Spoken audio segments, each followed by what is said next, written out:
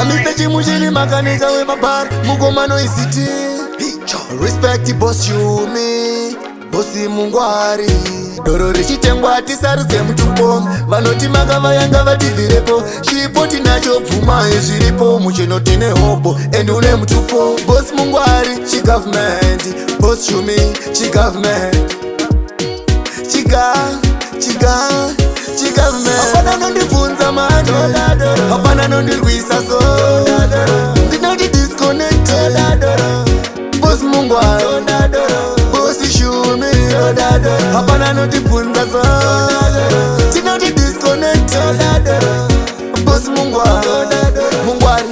Anotanadza anosvikira, vari kuti mari yake yamuperera. Hanzi imba yake haife yakapera, ndabvunza ndiani akakunyepera. Sapota tinofamba na boss shumi, mune godo mune nharo amungabvumiri. Chipo chatinacho cheupfumi, maboss kwete chiboss. Hapana nondibvunza mani, hapana nondirwisa so. Ndinoti disconnect, boss mungwari, boss shume. Hapana nondibvunza so. Tinoti disconnect, boss mungwari. Doro richitengwa tisarudze mutupo, vanoti makavayanga vativhirepo. Chipo tinacho pfuma yezviripo, mucheno tine hopo and une mutupo. Boss mungwari, chi-government, boss shumi, chi-government.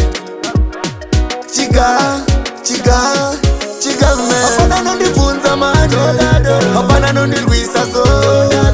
Ndinoti disconnect, boss mungwari, boss shumi.